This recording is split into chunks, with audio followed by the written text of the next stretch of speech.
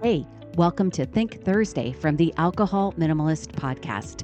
Think Thursday is all about your beautiful, brilliant human brain. We're talking neuroscience. We're talking behavior change. We are talking about your mindset. Are you ready to get started? Let's go.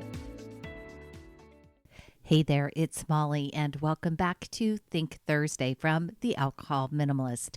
Think Thursdays are where we talk about your beautiful, brilliant human brain and your mindset, and how really understanding both of those things can quietly help you change, well, just about everything.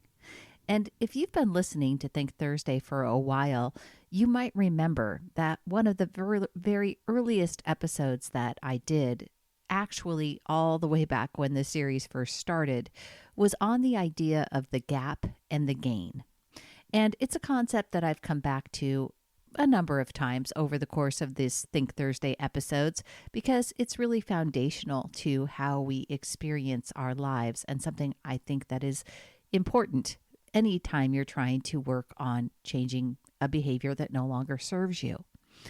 The idea that when we measure ourselves against where we think we should be, we end up living in the gap, focused on what's missing, what's not enough, how far we still have to go.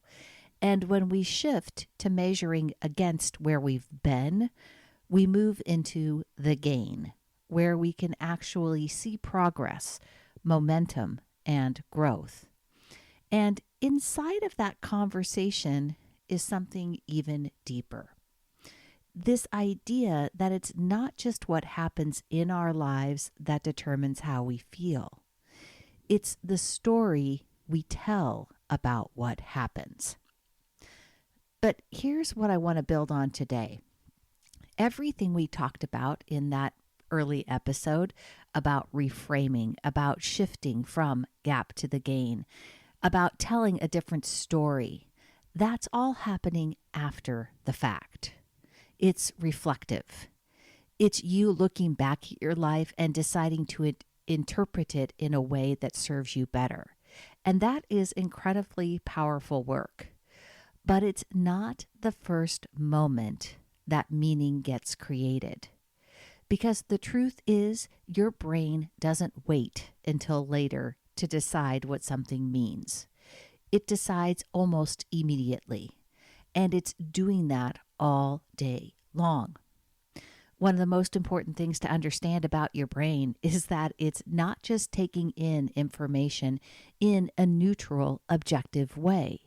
Your brain is constantly interpreting what's happening around you, and it's doing that through a very fast and automatic sequence. Something happens, you feel something about it, and almost immediately your brain begins to assign meaning. It starts asking questions like, what was that? Was that good or bad? Does this matter? And maybe most importantly, what does this say about me? And the key here is that the meaning your brain assigns in that moment is not a fact. It's a construction. There's a concept in neuroscience called predictive processing. And this idea is that your brain is not simply reacting to the world as it unfolds. It is constantly making predictions, which we've talked about numerous times here on the podcast, about what things mean based on your previous experiences, your stored memories, and your emotional patterns. So when something happens, your brain doesn't pause and carefully evaluate it from scratch. It fills in the blanks using what it already believes to be true. And it does that so quickly and so efficiently because that's what allows you to move through the world without having to consciously analyze every single moment. Layered on top of that, your brain attaches an emotional tone to the experience. Structures like the amygdala help determine whether something feels frustrating, threatening, rewarding, or important. And that emotional layer becomes part of the meaning. So now it's not just something that happened. It's become something like that was frustrating, or that didn't go how it was supposed to go, or something that means something about me.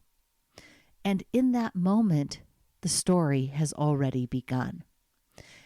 And what makes this even more impactful is what happens next. When your brain stores that experience, it doesn't store it as raw objective data. Through a process called memory consolidation involving the hippocampus and other regions of the brain, your brain encodes the experience along with the meaning that you assigned to it. So over time, you don't remember what happened as much as you remember what you decided it meant. And when that interpretation gets repeated or reinforced, it doesn't just stay as a memory. It becomes part of how you see yourself. So let me make this really practical. Imagine you've set a goal to be more consistent with something. Maybe it's exercising, maybe it's getting to bed earlier, or maybe it's simply following through on things that you say you're going to do. You have a plan, you feel good about it, and then one day, it doesn't go the way you expected. That moment right there is more important than most people realize, because your brain is about to decide what that means. It might go to, this is exactly what I always do. I start strong and then I fall off. This is why I can't stick with anything. Or with just a small shift, it might go to, okay, something got in the way today. What made this harder than I expected? Same situation, same facts, but two very different meanings. And those meanings lead to two very different futures. Because one reinforces a fixed identity and the other keeps you in a learning identity. And your brain is constantly updating what it believes about you based on those interpretations. If the evidence is framed as failure, your brain begins to predict more of the same. And those predictions influence your future behavior in subtle but powerful ways. Not because you lack discipline, but because your brain is trying to stay consistent with what it already believes. On the other hand, when experiences are interpreted as learning, as adjustment, as just part of the process, your brain begins to predict that change is possible. And that prediction matters. Because dopamine, which we often think of as that reward neurotransmitter, is actually much more closely tied to motivation and anticipation. It increases when your brain senses forward movement, when it believes your actions are leading somewhere meaningful. That's what creates momentum, and that's what keeps you engaged.